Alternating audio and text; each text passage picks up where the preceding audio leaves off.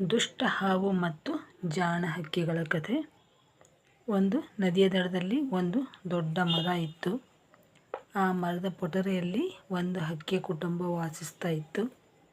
ಅವು ದಿನವೂ ತಮ್ಮ ಮರಿಗಳಿಗೋಸ್ಕರ ಆಹಾರ ತರಲಿಕ್ಕೆ ಅಂತ ಹೊರಗೆ ಹೋಗ್ತಿದ್ವು.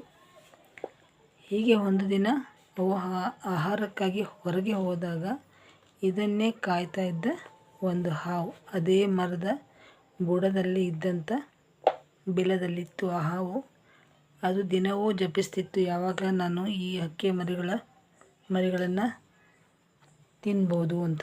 ಅವತ್ತು ಅದಕ್ಕೆ ಸಮಯ ಸರಿಯಾಗಿ ಹೊಂದಿಕೊಂಡು ಬಂತು. ಅದು ಅವುಗಳು ಹೋದ ಕೂಡಲೇ ಹೋಗಿ ಆ ಗೂಡಿನಲ್ಲಿದ್ದ ಮರಿಗಳು ಮತ್ತು ಮೊಟ್ಟೆಗಳನ್ನು ನುಂಗಿಬಿಡ್ತು.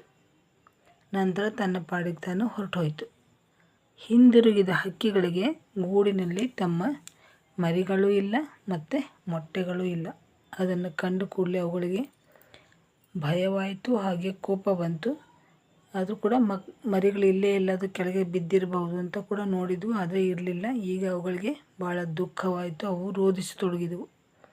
ಆಗ ಅದೇ ಮರದಲ್ಲಿದ್ದ ಇನ್ನೊಂದು ಹಕ್ಕಿ ಹಾವು ಆ ಹಕ್ಕಿಯ ಮರಿಗಳನ್ನು ಮತ್ತು ತತ್ತಿಗಳನ್ನು ತಿಂದದ್ದನ್ನು ನೋಡಿತ್ತು. ಅದು ಹಕ್ಕಿಯು ಅವರಿಗೆ ಹೇಳ್ತು, ಆ ಹಾವು ಬಂದು ನಿಮ್ಮ ಮರಿಗಳನ್ನು ಮತ್ತು ಮೊಟ್ಟೆಗಳನ್ನು ತಿಂದದ್ದನ್ನು ನಾನು ನೋಡಿದೆ ಅಂತ. ಅದನ್ನು ಕೇಳಿದ ಕೂಡಲೇ ಈ ಹಕ್ಕಿಗಳಿಗೆ ಭಾಳ ಸಿಟ್ಟು ಬಂತು. ಈಗ ಏನು ಮಾಡೋದು? ಆ ಹಾವಿಗೆ ಸರಿಯಾಗಿ ಬುದ್ಧಿ ಕಲಿಸಬೇಕು ಅಂತ ಯೋಚನೆ ಮಾಡಿದ್ವು. ಆದರೆ ಏನು ಮಾಡೋದು? ಅದು ದೊಡ್ಡ ಹಾವು, ನಾವು ಪುಟ್ಟ ಪುಟ್ಟ ಹಕ್ಕಿಗಳು. ಆದರೂ ಕೂಡ ಅವುಗಳಿಗೆ ಒಂದು ಉಪಾಯ ಹೊಳೆಯಿತು. ಏನು ಅಂತಂದರೆ, ಆ ನದಿಗೆ ದಿನವೂ ಒಬ್ಬ ರಾಜಕುಮಾರಿ ತನ್ನ ಸಖಿಯರೊಂದಿಗೆ ಸ್ನಾನ ಮಾಡಲಿಕ್ಕೆ ಬರೋದು ಆ ಹಕ್ಕಿಗಳಿಗೆ ಗೊತ್ತಿತ್ತು. ಹಾಗೆ ಆ ರಾಜಕುಮಾರಿಯ ಜೊತೆ ಸೈನಿಕರು ಕೂಡ ಇರ್ತಾಯಿದ್ರು. ಆದ್ದರಿಂದ ಆ ಹಕ್ಕಿ ಏನು ಮಾಡ್ತು, ಮರುದಿನವೇ ಆ ರಾಜಕುಮಾರಿ ಸ್ನಾನಕ್ಕೆ ಬಂದ ಕೂಡಲೇ ಅವರು ಬಂದಾಗ ತಮ್ಮ ಆಭರಣಗಳನ್ನೆಲ್ಲ, ಬಂಗಾರದ ಆಭರಣಗಳನ್ನೆಲ್ಲ ನದಿಯ ದಂಡೆಯ ಮೇಲೆ ಇಡ್ತಾ ಇದ್ದಿದ್ದು ಗೊತ್ತಿತ್ತು ಹಕ್ಕಿಗಳಿಗೆ, ಅನೇಕ ಬಾರಿ ನೋಡಿದ್ದು. ಆದ್ದರಿಂದ ಇವತ್ತು ಬಂದು ಆ ಒಡವೆಗಳನ್ನು ರಾಜಕುಮಾರಿ ದಡದಲ್ಲಿ ಇಟ್ಟ ಕೂಡಲೇ ಒಂದು ಹಕ್ಕಿ ಏನು ಮಾಡ್ತು, ಆ ಬಂಗಾರದೊಳಗಿಂದ ಒಂದು ಅಮೂಲ್ಯವಾದ ಹಾರವನ್ನು ತನ್ನ ಕೊಕ್ಕಿನಲ್ಲಿ ಹಿಡ್ಕೊಂಡು ಆ ಸೈನಿಕರಿಗೆ ಕಾಣುವ ಹಾಗೆ ನಿಧಾನವಾಗಿ ಹಾರ್ತಾ, ಅವುಗಳಿಗೆ ದಾರಿ ತೋರಿಸುವಂತೆ ಹಾರಿಕೊಳ್ತಾ ಬಂದು ಆ ಹಾವಿನ ಬಿಲದಲ್ಲಿ ಆ ಸರವನ್ನು ಹಾಕಿಬಿಡ್ತು, ಬಂಗಾರದ ಹಾರವನ್ನು ಹಾಕಿಬಿಡ್ತು. ಇದನ್ನು ಕಂಡ ಸೇವಕರು, ಈಗ ಬಿಲದೊಳಗೆ ಹಾಕಿಬಿಟ್ಟಿದೆ, ಅದನ್ನು ಹಾರವನ್ನು ತೆಗೆದುಕೊಂಡು ಹೋಗಲೇಬೇಕಲ್ಲ ಅಂತ ಹೇಳಿ ಹೋಗಿ ಆ ಬಿಲವನ್ನು ಕೆಡವಲಿಕ್ಕೆ ಹೋದರು. ಅಷ್ಟರಲ್ಲಿ ಆ ಹಾವು ಬುಸುಗುಡ್ತಾ ಇವರನ್ನು ಅದರ ಹತ್ತಿರಕ್ಕೆ ಬರಲು ಕೂಡ ಕೊಡ್ತಾ ಇರಲಿಲ್ಲ. ಆದರೆ ಆ ಸೇವಕರು ಬಿಡ್ತಾರ? ಅವ್ರ ಸೈನಿಕರು ಆ ಹಾವನ್ನು ಕೊಂದು ಆ ಹಾರವನ್ನು ತೆಗೆದುಕೊಂಡು ಹೋದರು. ಹೀಗೆ ಹಕ್ಕಿಗಳು ತಮಗೆ ಬಂದ ಆಪತ್ತನ್ನು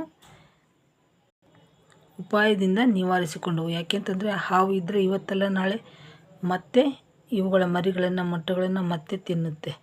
ಆದ್ದರಿಂದ ಅವು ಚಿಕ್ಕ ಹಕ್ಕಿಗಳಾಗಿದ್ದರೂ ಕೂಡ ಅಂತಹ ಬೃಹತ್ ಹಾವನ್ನು ತಮ್ಮ ಜಾಣ್ಮೆಯಿಂದ ನಿರ್ನಾಮ ಮಾಡಿದವು.